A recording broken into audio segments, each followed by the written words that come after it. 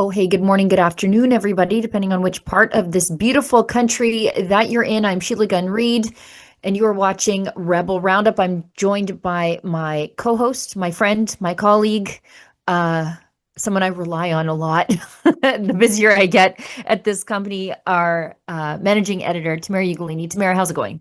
Hey Sheila. Well, it's been a busy morning, sounds like for both of us. So it's Mm. good to be here and just kind of try to unpack what is going on in Canada, specifically on the federal level. So I'm excited to dive right into some of these crazy topics we have on the agenda for today, including all of the press releases and speeches from late last night from Prime Minister Mark Carney. So we're going to chat about Yeah, this lackluster speech, how the Liberals are partnering up with China and yeah. disavowing the United States continually, and then question how many illegal aliens do we even really have in Canada? So, Yeah, I watched that committee and I was sort of surprised when they said that.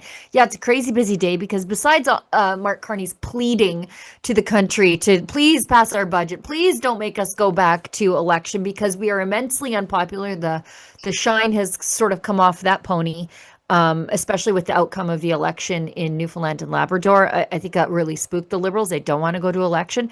But simultaneously, what's happening is it's return to the legislature in Alberta. Holy moly. We've got something cooking in this province. It's the throne from, or the speech from the throne today. And Premier Smith was appearing at the Environment Committee today. She's still there, or maybe she's just done now. So it's just been like, I feel like I've worked 2 days already and it's 11 a.m. and it's only going to get worse. But let's get into it. I'll tell everybody how to get involved in the show. Please ignore my blue tongue if you see it. I was just drinking some methylene blue and I didn't follow it up. And so now my tongue's blue, but RFK says it's good for me and I'm inclined to listen. So if you're watching us on Rumble, thank you for supporting a great free speech platform. If you want to get involved in the show, you can leave a Rumble rant. That's their paid chat over there. If it's over the $5 US cutoff, we'll read it on air. That's mandatory. If it's under that, we'll do our best to get to it. Over on YouTube, same rules apply about the cutoff, but their paid comment is called a super chat. And then there's like a comment after the fact that you can do, and that's a super thanks. And we rely on you because, of course, we'll never take a penny from Justin Trudeau, I was going to say, but it's Mark Carney. But really, what's the difference? Because you could really see who's taken money from the government in their coverage. It feels like every article is a cover letter. I think that's it. Mark Carney last night pleaded with Canadians to accept his vision for the future. We streamed it live on our site if you want to see it there. But Polyev is now speaking to reporters. We've got a clip here after his meeting with Mark Carney prior to the Prime Minister's address to Canadians last night. So this is Carney meeting with Polyev saying, please, please, please pass the budget. And can you tell by the little smirky smirk on Polyev's face that that probably didn't go the way Mark Carney thought it should have? You hear anything to change your mind? Well, we had a good conversation. My message, of course, to the Prime Minister is that people can't afford to pay anymore, that they're tapped out, their grocery bills, the rent is too high after 10 years of excess spending. So I shared my view that we need the government to bring down its inflationary deficits and taxes. I was grateful for the chance to sit down with the Prime Minister. We had a good conversation. He didn't make any commitments. And so I'm looking forward to seeing what he comes up with. You hear anything? I don't know about you, Sheila, but I am so tired of conversations. I am So we have. incredibly ready to see decisive action, some real changes, and like it brings me back to the border czar that was anointed back in, what was it, May? And he was like, Yeah, we're what going is to he have all doing? these conversations. And I'm so incredibly tired of hearing that we're having conversations. But that smirk on Polyev seems to me like perhaps an election is brewing because I don't know, you would be that chipper leaving a conversation. Well, Polyev is in a very safe Alberta riding. I saw, by the way, the strength of Bruce Fanjoy, Carlton's choice instead of Poilievre at the Environment Committee this morning. Good choice, guys. Great choice. But I think the Liberals are spooked because people don't buy what they're selling anymore. Speaking of conversations, isn't that all we're having on these trade talks? Everybody's striking a trade deal with the Americans all over the place. And we get our leaders saying we just agree to continue talking. It's like, so like, that's a very complicated way of saying nothing. Like nothing is happening. And as I said, the Liberals losing Newfoundland and Labrador, I think scares them. I think the fact that the Yukon Party is polling very high right now in the Yukon scares the Liberals because they've had a Liberal coalition government with the NDP up there for quite some time. I think that's going to implode on both the NDP and the Liberals there. The gun grab is affecting rural areas. I think the Liberals are in a very scary place because they're elbows up, elbows down, elbows up again strategy. I think the people who fell for it, like the people who fell for the COVID scare, some of them are coming to their senses. Yeah, the chicken dance got pretty old pretty quickly over the summer, I think, and not seeing any of that tangible, any sort of tangible action from Carney throughout the summer, and instead taking that time to jet set and vacation, really proved to Canadians where the priorities lie after they were sold this idea that he would somehow be any change from the Justin Trudeau decade of destruction, I think is how the Conservatives usually put it, which I entirely agree with. But in the address that Carney gave to a group of Ottawa University students last night, which is just so fitting. Weird, but also fitting. He had to, of course, bring up the attempt at justification for more censorship laws, what I see as stating that Canada's public square is fragmented by online echo chambers. Listen to this. Our public square is fragmented by online echo chambers, where truth and fiction can be hard to tell apart, and where contrasting ideas tend to polarize, not persuade. Now, in the context of all this, as Canadians, we have relearned some key lessons over the course of the past year. First, we have to take care of ourselves because we can't rely on one foreign partner. We have to take care of each other because we are stronger together. And we've learned that now is not the time to be cautious because fortune favors the bold. Gross. Fortune favors the bold. So apparently that's not Canada, and it hasn't been Canada for arguably the last decade, because we are descending into absolute fiscal turmoil thanks to endless spending, runaway spending by the Liberals, who are, in my view, this was like a soft launch for the federal budget, which, by the way, is 3 months overdue and earmarked to be increasing the deficit by billions of dollars. Not at all reining any of it in as promised by Mark Carney, who was supposed to be this like economic powerhouse. Inflation's through the roof. Like we've got an economic powerhouse who doesn't understand that government spending drives inflation. Like this is what they want us to believe. When he's talking about, we're in our own little information silos. Why do you think that is? Why does he think we're scared to talk to each other? First of all, we can't talk to each other. We can't engage in the free and liberal exchange of ideas on Facebook thanks to their shakedown of Meta, because Meta wouldn't pay the shakedown. We saw how the Liberal government leaned on Facebook and other social media platforms to take down posts that were critical of COVID, posts that were ultimately true at the end of the day.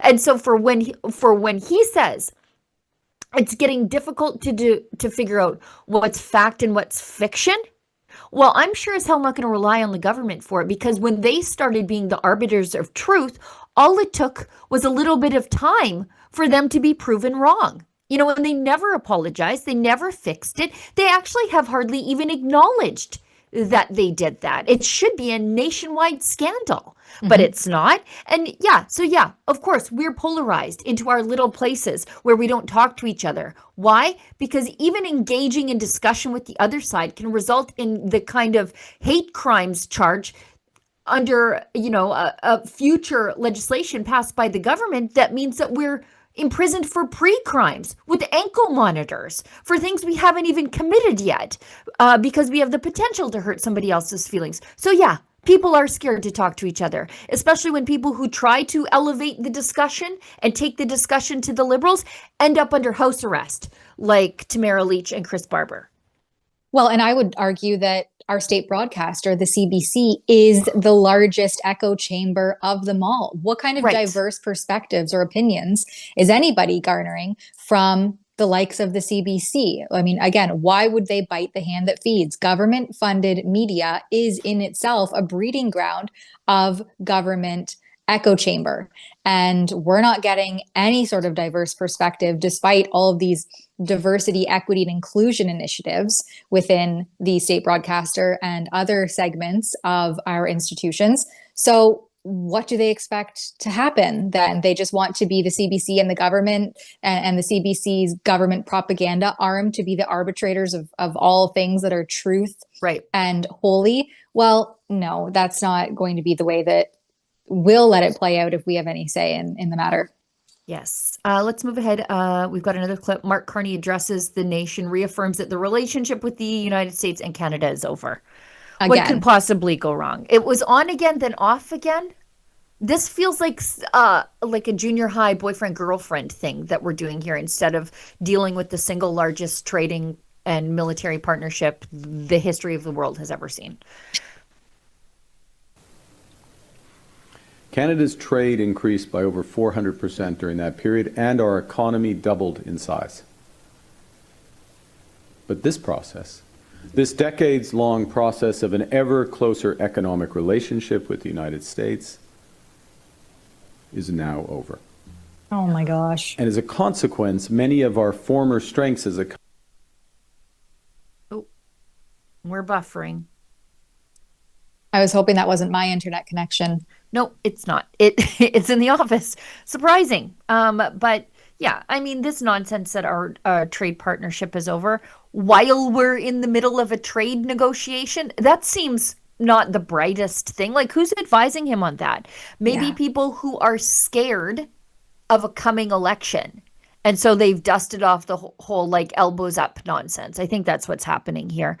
They really can't campaign on their record. What are they going to campaign on? The economy? So all they have is, Orange Man bad. And so let's take that mask out of the closet again and put it on. And I think that's what we're seeing here. And I mean, geographically speaking, we cannot ignore that this trade partnership makes the most sense. I mean, these are our closest neighbors and historic allies. Why would you perpetuate this rhetoric that partnership is once again over? And I mean, he was very stern in the way that he said that, but then he goes over to the White House and acts like, the younger brother looking up to their proverbial and pun intended big brother. And then he comes in front of Canadian university students and spews this kind of stuff. Absolutely. He's so two-faced. No wonder nobody wants to negotiate with him. Who could negotiate with somebody so duplicitous and publicly duplicitous like this? Speaking of publicly duplicitous, there's Doug Ford. How's that for a segue? Mark Carney praising Doug Ford. Man, of course. Doug Ford and them liberals, find someone who loves you like Doug Ford loves the liberals and the liberals love him back. Mark Carney praising Doug Ford, saying he deeply values his leadership and the relationship they've been building over the last 6 months. So yucky. With their cottage, whispering sweet nothings by the fireside chats that they're having at Doug Ford's cottage, which I've heard is recently renovated. Well, there's all that Deco money, Deco labels money floating around that family. Let's watch this. No, which one? We're going to say something very similar, but I might as well use my remarks. It's great to be in Bowmanville with all of you. Premier Ford, thank you for being here. Thank you for your leadership over these years. And let me just say a personal note. I deeply value the partnership that we have forged over the last 6 months in the interests of Ontarians and in the interests of Canadians. We are both focused on building a strong economy. We are laser focused on getting big projects, such as the one we're discussing today, we're launching today, getting those big projects built faster, and together delivering for the people of Ontario. Stop talking about it then. Do it. Right. What big projects? How about a pipeline? You know, how about a pipeline? Or are we just talking about battery plants here in Ontario?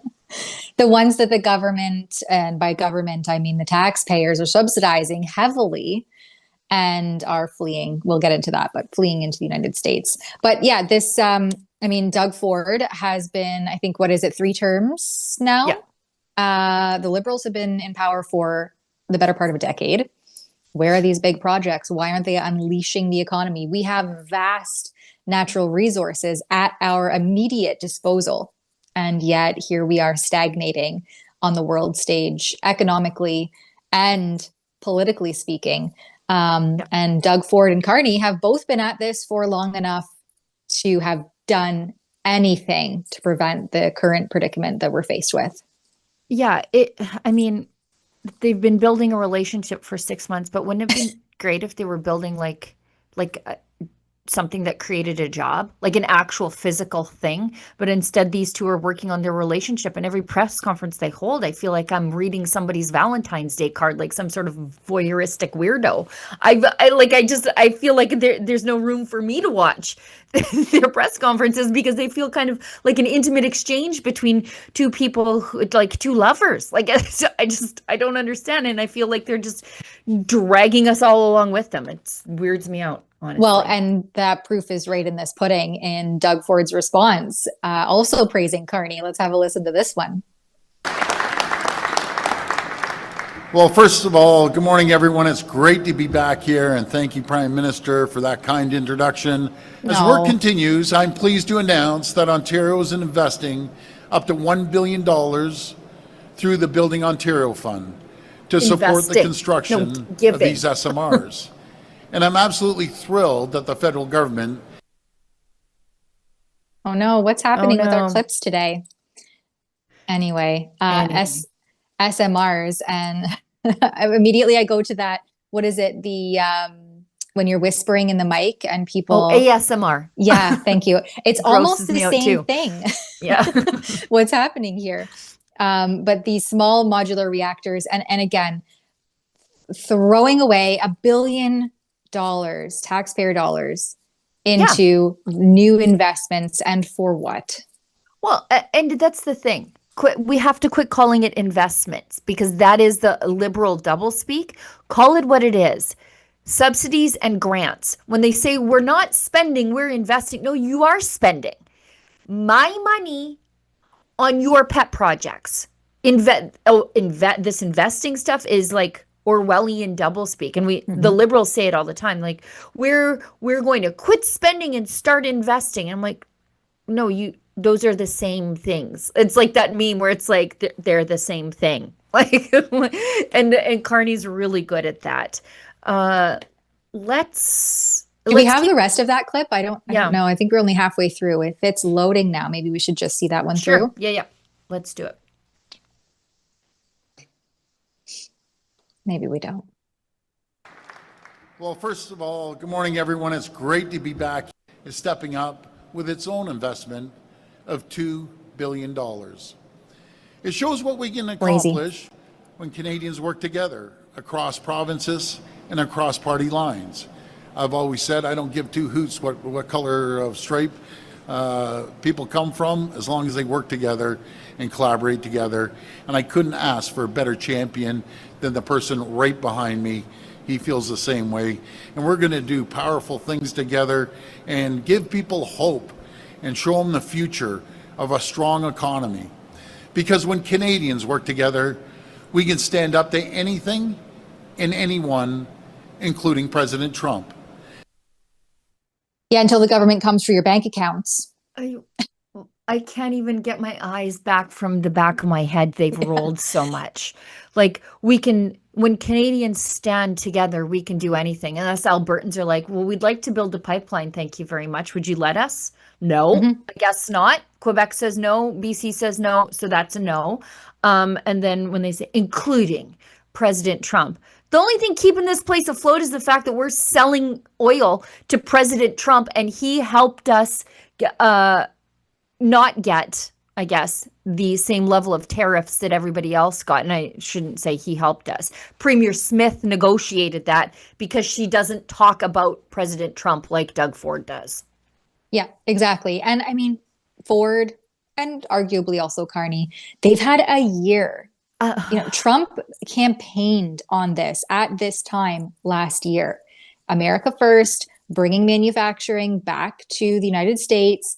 And now we're still left with these incompetent leaders, quote unquote, scrambling, trying to figure out what their next steps are for Canada when they've had a year to figure it out. And Carney, as the one whispering into Trudeau's ear for the better part of the last few years as his economic advisor, also should have known better and been prepared. But here we are, Doug Ford and the likes of Mark Carney caught with their pants down because none of them could muster up any sort of plan while Trump literally campaigned on everything that he's currently doing.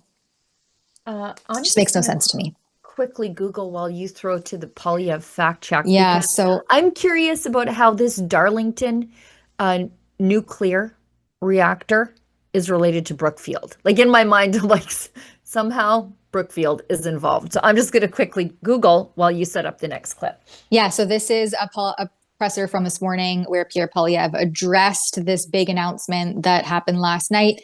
And in this particular clip, he is fact-checking some of Carney's claims. Wanted to respond today to Mark Carney's big hyped-up speech to Canadian youth. So we brought some people here who do qualify. Come on, let's get somebody in here who's young enough to be youth.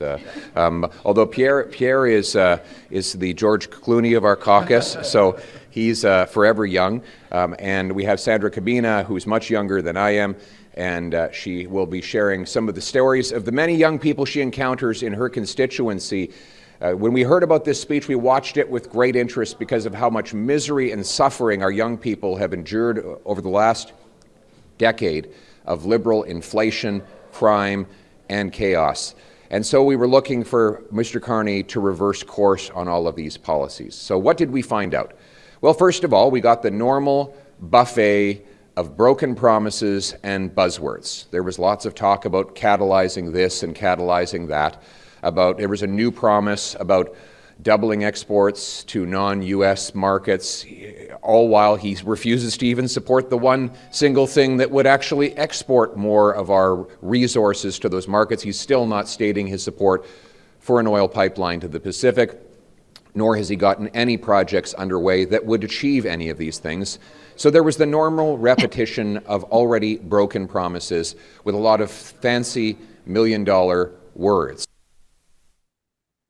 Yeah, there you go. And I would love to hear a little bit more from the gentleman that he pulled on to, I mean, any normal Canadian who's living in these times and, having those conversations, breaking out of this so-called echo chamber online and getting out and talking to people will see that everyone is struggling. Like people are not able to stay afloat, especially as mentioned so many times, the youth who are facing record unemployment, not seen since, the recession eras, previous recession eras, and the elderly who are on fixed income and their groceries have tripled in the last year and a bit. And so people out there are really struggling, and it is so out of touch to claim otherwise. And Poilievre also called out the Green Slush Fund, and says that those who were involved or, arguably are still reaping the rewards are utterly criminal.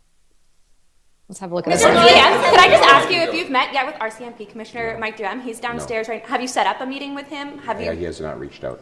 Go ahead. When you said that people involved in Trudeau-era scandals should be jailed, who specifically were you talking about? Well, I talked about the Green Slush Fund, for example, where you have these people who gave a fortune, taxpayers' money, to their own company, which I think is absolutely unacceptable. The idea that you can take taxpayer money, go on a taxpayer-funded board, and then give that money to your own company, to me, is utterly criminal. So, one more question. Yeah, absolutely. We need more of that. I think, a willingness to call out potential criminality in government. And I am so here for that, and for Pierre Poilievre to be doing that, especially, when he went viral there last week for, accusing the RCMP of not properly probing the SNC-Lavalin scandal. And so I think that we need to see more of that. When the government is acting with such blatant disregard for conflicts of interest, then yes, there should absolutely be criminal probes into this conduct. Not only that, if we were a real country, we would have appropriate ethics legislation. Because if you pull this kind of stuff in the United States, you go to jail. You don't get to use your position in the government, elected or otherwise, to enrich yourself and your friends. Like, you can't take gifts like that. And yesterday on the show, we talked about how that's what got the former mayor in New York in trouble, accepting plane rides from foreign governments and foreign people that we do dealings with, or that he was doing dealings with. It was Turkey that he was taking stuff from. And he got in some serious trouble for that. Like, you go to prison for this because it is such an abuse of the trust that taxpayers put in you when they cast a ballot for you. But in Canada, it's like, oh, here's your first ethics code violation, $300 to you, good sir. Okay, thanks. Like, Bill Morneau forgot to disclose a chateau. Okay, he lost track of a chateau, and it was like a couple $100. Mr. Lady McCain Curly Fries fortune heir, $300. I mean, the guy could shake that out of his pockets with some lint. But that's the punishment that you get in this country. There's, like, you would be disgraced. You would not have your nomination papers re-signed. You would likely be seeing the inside of a prison cell. But in Canada, you get a slap on the wrist, and people who protest the government and the corruption that they see at the hands of the government, those are the ones who see the inside of a prison cell. Facing the longest mischief trial in Canadian history, and then are subjected to various levels of house arrest for the better part of 18 months to 2 years, after suffering through a 3-year-long mischief trial. Right, exactly. Canada's longest, most expensive mischief trial. And I don't think just Canada, I think it's the Commonwealth, like the English-speaking world, for a non-criminal, like a non-violent mischief charge on someone who had not been ever convicted of a criminal offense before. It's just crazy. By the way, am I cursory Googling about how Brookfield might be related to that announcement? Brookfield owns Westinghouse. And Westinghouse is heavily invested in these small modular nuclear reactors. And so Westinghouse might be, I have to keep digging, but they are usually the company of note that supplies the materials for these sorts of things. So this announcement could potentially benefit Brookfield, as all announcements do in this country these days. Yeah, Brookfield really has its hands in almost all of the cookie jars. It's everything. It's the everything company. Yeah. It's wild. All right, let's go to a quick ad break. I'll maybe read this wellness company ad quickly here before we come back and try to get through the rest of these headliners. Today's ad read comes from the wellness company. It's their ultimate spike detox from Korean research. What if those who were once called conspiracy theorists turned out to be right again? A new study by Korean doctors claimed that COVID vaccines raise the risk of 6 cancers, including lung, breast, and prostate. Researchers analyzed health records from more than 8.4 million adults between 2021 and 2023, and their findings were published in Biomarker Research, a respected scientific journal. Critics dismiss it, but the data raises concern that spike protein exposure may be tied to long-term health risks. Dr. Peter McCullough has been aware of this since 2020, which is why he collaborated with the wellness company to create Ultimate Spike Detox, designed to help your body clear spike proteins, reduce inflammation, and support heart health. With natural ingredients like nattokinase, dandelion root, and bromelain, it is your daily proactive defense from a man-made virus.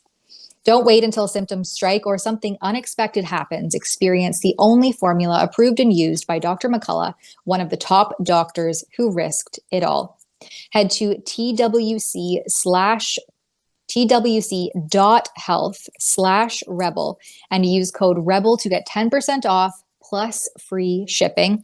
That's twc.health/rebel and use code REBEL to get 10% off so that you can get back to that pre-COVID feeling. Okay. All right, and we'll go to, do we have another quick ad, and then we'll come back for our next segment. All right. Oh, hi, it's Ezra Levant here in Toronto with an important message because we need your help. Independent journalism in Canada is under attack. Government censors, big tech deplatformers, and the dying legacy media are all working together to maintain exclusive control on the information you receive. They don't want you to hear other voices like ours, and they really don't want you to be informed and to think for yourself. That's why the work we do here at Rebel News is so important. Our on-the-ground reporting, independent news shows, and special content you won't find anywhere else. It's all designed to give you trustworthy information and alternative viewpoints so you can decide for yourself. We don't get government money, and we are not owned by some big global conglomerate. We're funded by people just like you, so please support independent journalism and help us continue our work by subscribing and becoming a Rebel News Plus member today, right here on the page. Go to rebelnewsplus.com. Members get instant access to all of our shows, invitations to exclusive events, and access to our premium content like live event footage and documentaries you won't see anywhere else. Only Rebel News Plus members can join the conversation by participating in the comments section of our new website. That way you can have your say too. More than anything though, you'll be able to take pride in supporting real, honest journalism, and you'll help our talented team continue to do the work to push back on the establishment. We really can use your help. We need it, in fact. So thank you, and enjoy Rebel News Plus.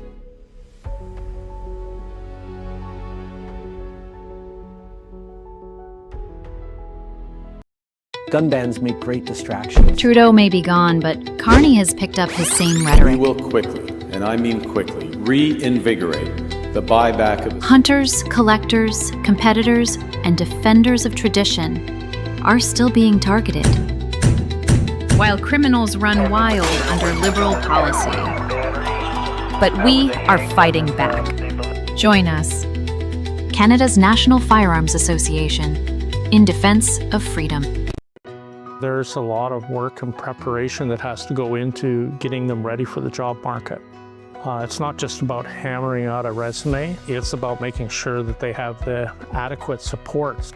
Some people don't often realize some of the struggles that some of these people go through.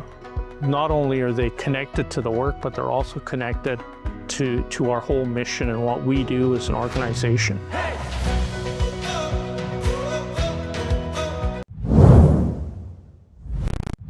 Oh, hey, I need to correct myself. I speculated after a cursory Google right in front of you guys that Westinghouse, which is a extension of the Brookfield octopus, might be involved in the Darlington project that the government just said that they're investing in. But actually, I selected the wrong corrupt Liberal-linked corporation. I speculated Brookfield, but no, they've dusted off SNC-Lavalin or whatever they're calling themselves these days. Our helpful researcher behind the scenes, Dave, said that it's Atkins Realis, so that's what SNC Lavalin calls itself these days because, you know, the name comes with a fair bit of baggage. And they've got the contract awarded in May for construction there, and they're using Hitachi technology there. So yes, Liberal friends are enriching themselves with this contract. It's just the wrong Liberal friends. And I just wanted to correct myself on air. Well, not necessarily. I just found a 2023 press release where Ontario Power Generation never ends. It literally is like a spider web tentacles. I have to get one of my whiteboards out. Everybody's and getting rich draw but us. Okay. All the connections. But Here we Westinghouse does have its hands through Brookfield in the cookie jar. They have OPG, which is pivotal to the Darlington nuclear plant, have signed a memorandum of understanding as of 2023 to establish a framework for the two organizations to identify areas of cooperation, of deployment for nuclear technology. So yes, they all have their hands somehow in this government-funded, taxpayer-expensed cookie jar. So it just never ends. It's just everybody's getting rich, but regular Canadians. But the ones who are funding it. It's all who you know. Also, I just want to, because we talked about, you know, the RCMP and how they should be investigating the Liberals. And the Liberals are so outraged. How dare you? How dare you say mean things about our RCMP? Today at committee, these trolls and babies, they're wearing these like I love the RCMP buttons while at committee. And usually you're not allowed to wear like political buttons unless it's a pride flag, apparently. Like you couldn't, I don't think, walk in there and wear an I love oil sands button. In fact, I remember somebody wore one, or somebody wore something akin to that in the House of Commons, and the Liberals had an absolute meltdown. They said it was political and blah, blah, blah. Well, this is what they're doing at committee today, to troll the Conservatives and basically say, like, yeah, we love them. They love us. Nobody's getting in trouble around here. Just rubbing it in our faces, you guys.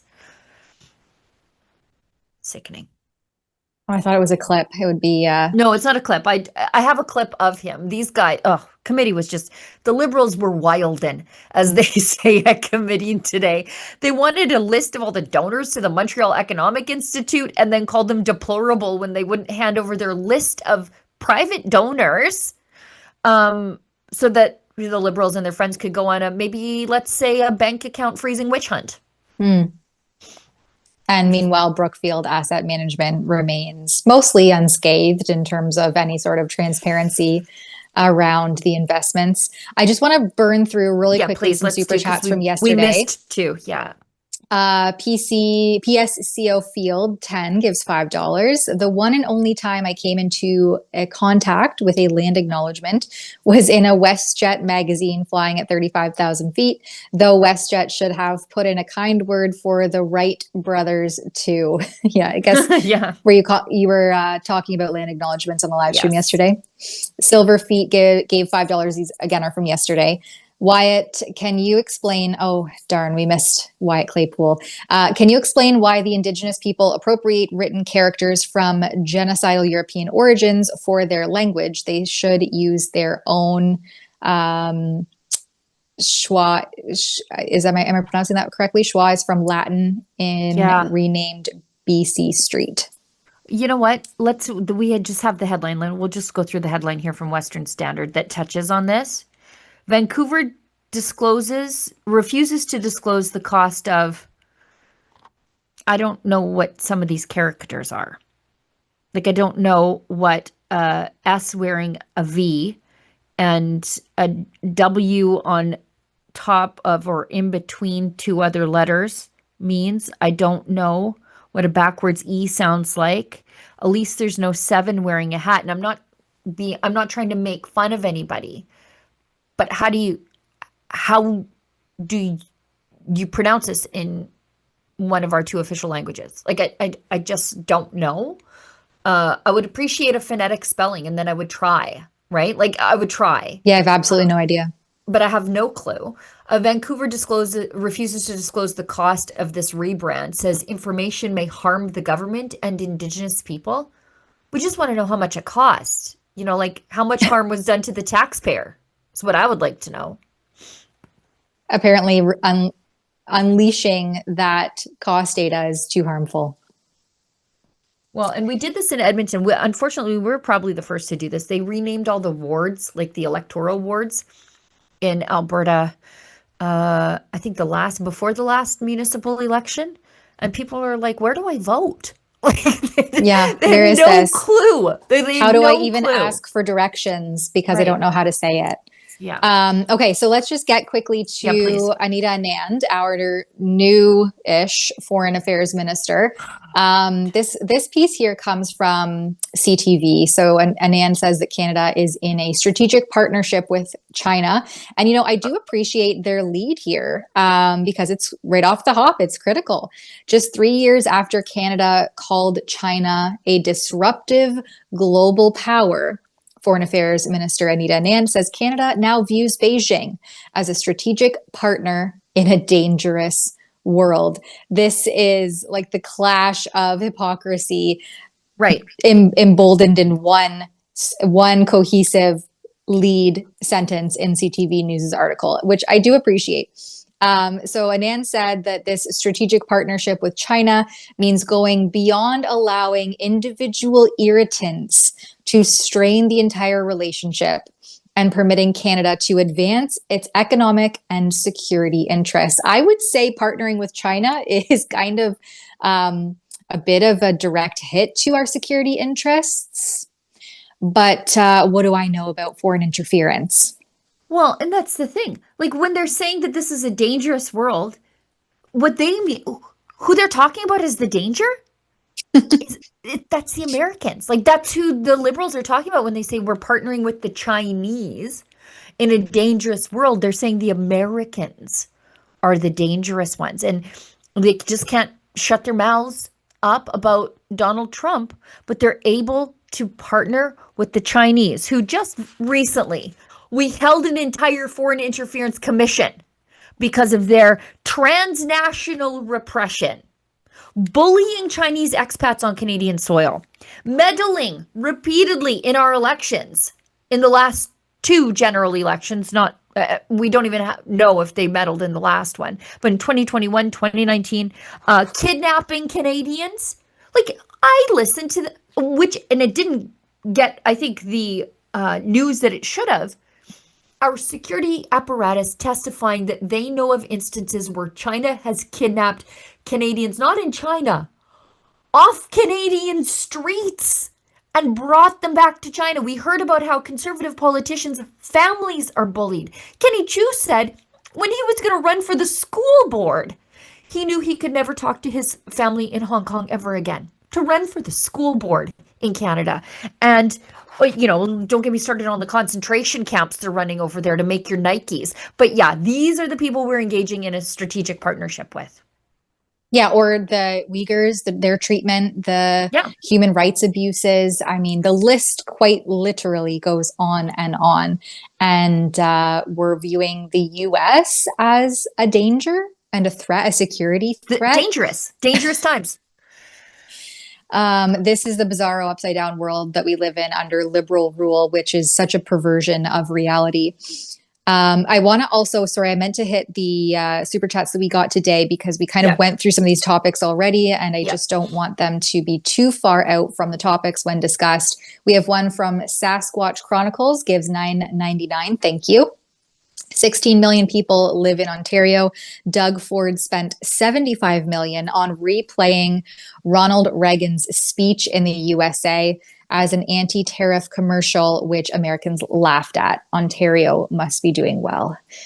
So embarrassing. Yeah, so embarrassing just for you. Perpetual embarrassment. I call it unterrible, but we'll see. Alberta's looking, I say this often, better and better. Cat Bark 68 gives $10. Hello, lovely ladies. If there were to be an election over the budget, do you think the Liberals will get a majority? No, I bet they'll get a minority if it happens if again. Any. Yeah. Yeah, I think they'll get a minority. I don't think the Conservatives are in a place to win. But I think the Liberals are spooked. They definitely don't want that election. I think there's election fatigue, and that I think there's the Newfoundland and Labrador election loss. People are tired of elbows up, I think. Maybe I mean maybe I need to talk to more Ontario boomers because our boomers are arch conservatives out here. So I don't understand how yours are. Ours remember Trudeau 1.0 and they're like they hate the Liberals as much as our young people hate the Liberals. It's my generation that appears to be the problem in Alberta. But so I don't think the Liberals won an election. The NDP, they don't have a leader, they don't have any money. But they're not even official party status anymore. But if they don't side with the Liberals, they regain some principled credibility. And that might be the thing that their party needs to rebuild itself, like long-term thinking, because they're going to wander in the wilderness for 4 years now, whether they like it or not. This could change some views on the NDP post Jagmeet Singh. But I don't know if they're in a position to run an election. I don't know. But as an Albertan, like, what's the difference? Are we get another Liberal government? What's the difference? Mm-hmm. You know, bring it. Let's do it.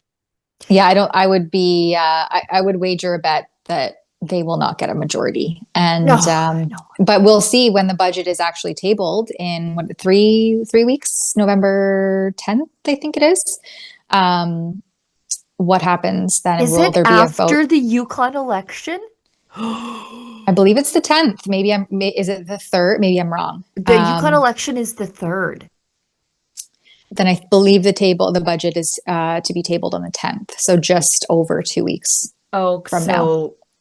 They're going to be carefully watching that Yukon election because it will just be Susan Holt, the only Liberal premier in the entire country, unless you count Doug Ford.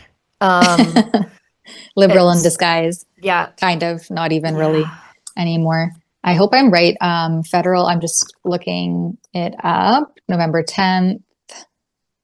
Yeah. Anyway. Well, it's coming November up 2-ish 4th. weeks. It's November 4th. Oh, so okay. It's the day after the Yukon election, which I mean, who knows what the polls are? I mean, the polls showed the Liberals winning a majority in Newfoundland and Labrador. So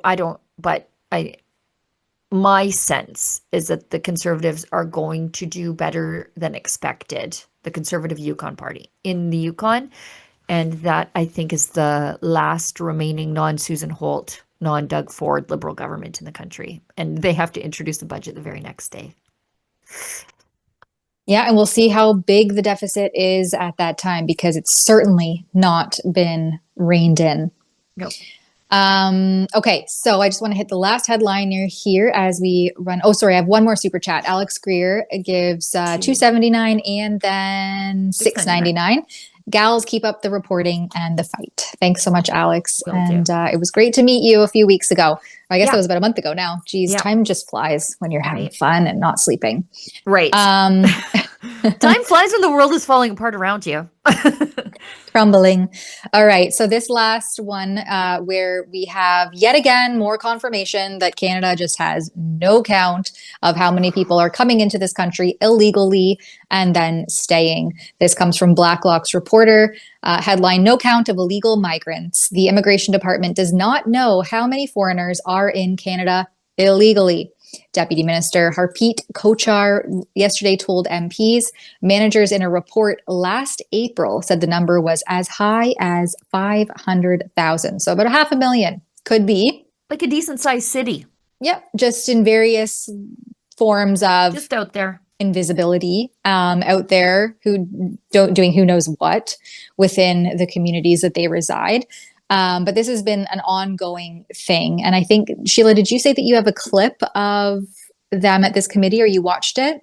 Yeah, it's not this specific clip. I'm just going back. I post too much on the internet. I'm going to see if I can dig it up. Yeah, I'll just read a couple more things while you try to look for that one. An MP asked, what would be your most recent internal estimate that the government has on the total number of individuals living in Canada without legal status currently? And the immigration the deputy minister said that we would not have any estimation of those who do not have particular status in Canada. So they think it could be as high as 500,000, but like really, it's kind of anyone's guess at this point. There is just no concrete data, no real numbers to solidify how many people are living in Canada illegally and what are they doing here? How do we find them once they're here? I mean, Canada is a vast land. You can just disappear into our landscape here. Where are you?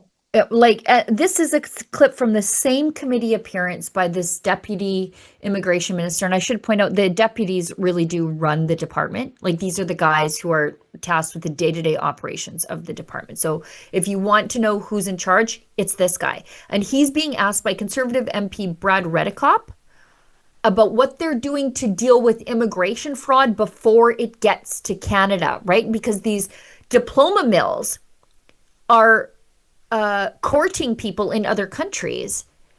How is that happening? And so, you should stop the illegal immigration before it gets to your shores, because once they get here, they're like, I'm a refugee, don't send me back. And then you have your refugee hearing maybe 10 years from now. So they're saying to them, what are you doing to crack down on these schools that are using these consultants overseas? And he's like, I don't know, what do you want me to do? I just work here. Like, it's the stupidest thing. But if you wonder how we got 500,000 people loose in the country, this is how. Your own rules say that if someone gives immigration advice, they must be a licensed representative. That's correct, right? That's correct. So why do you allow colleges or designated learning institutes to use unlicensed agents overseas to steer people into our system? Madam Chair, our ability to actually do that overseas is we don't have any authority over the overseas. We only have the authority in Canada, which actually binds that only the registered consultant give the advice. What happens outside of Canada is not something which we can. Do we not have control over the designated learning institutes in Canada? Right. Can we not tell them how to do things? We absolutely do, Madam Chair. We actually give them a very clear guidance as to what does it mean if there is a fraud detected, what happens as a consequence, and what does it mean. But again, as I mentioned, we don't have a control outside of Canada. Mr. Kuchar, thank you, Mr. Redekop. We now have. So decertify these places. Like, why are these places still certified learning institutions in this country if they are using fraudulent practices overseas? Like, it seems to me like that's an easy fix. You utilize these fraudulent overseas immigration consultants to coach people how to break our rules. You're not a licensed facility anymore. Yeah. That's it. Revoke it. Seems, that advice is free. We probably pay that guy $300,000 a year. Breaking news, revoke the status of immigration scheme study programs happening primarily in Ontario and the GTA. And I would even wager a bet Brampton. But another really concerning part of this Blacklock's report is that there are approximately 30,000 people scheduled for deportation, which the Canadian Border Services Agency acknowledges is an incomplete figure. And they have no idea how many of them have been convicted of a crime. I don't have that number readily at hand, replied one of the bureaucrats. I mean, this is literally your job to have that data and those numbers. Why don't we have concrete data? Where are these people and how are we finding them and getting them out of Dodge? This is absolute mayhem. You can check out my reports. I was trying to dig it up, but I haven't. Let me see if I can find it. We have a campaign dedicated to the immigration crisis happening in Canada, and it's yournewcanada.com. I had a report a few weeks ago where I broke down risky admissions that are happening under the Liberals' watch into this country. And in that report, I hyperlink some reports, government reports, that show just how many people we are admitting. And I'm trying to pull that paper up here now. Anyway, you can go through that report. I just shared the link. Watch that one. Our immigration is surging, and then we're also permitting risky admissions for people who are the Liberals themselves and the Canadian Border Services Agency are flagging as security risks and health risks and crime risks. In this country, we are giving them special exemptions so they can come into the country, thousands of them every single year for arguably the better part of the last decade under the Liberals' reign of terror. And so you can hyperlink back to those reports, check it out for yourself.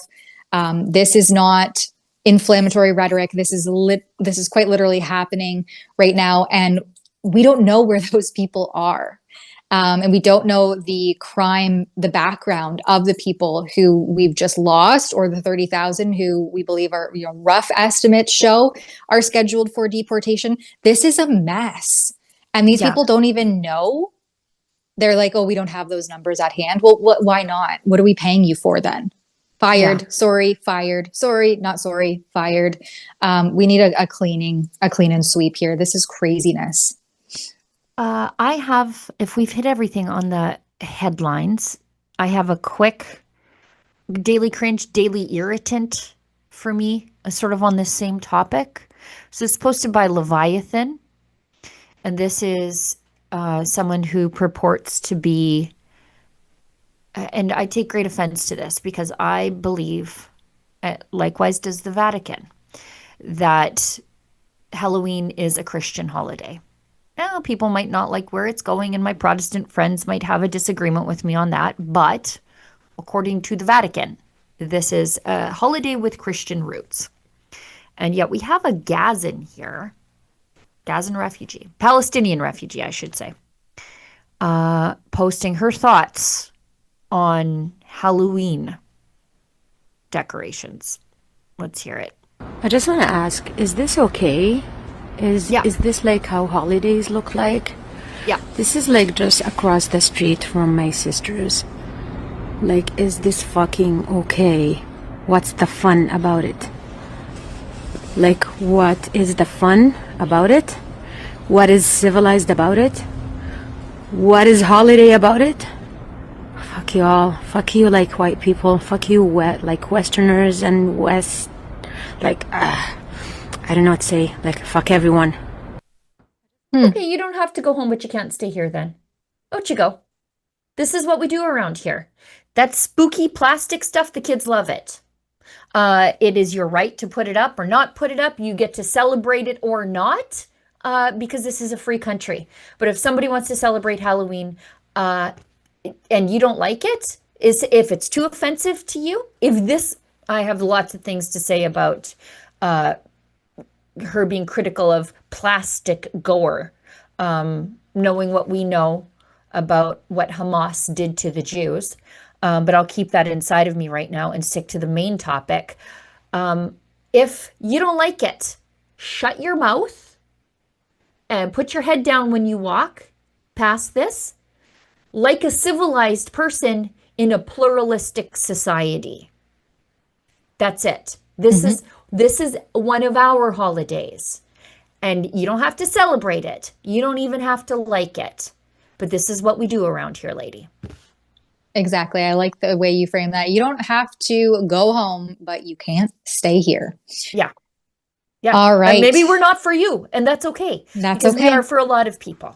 Yep. I love Halloween. A lot of people who love Halloween.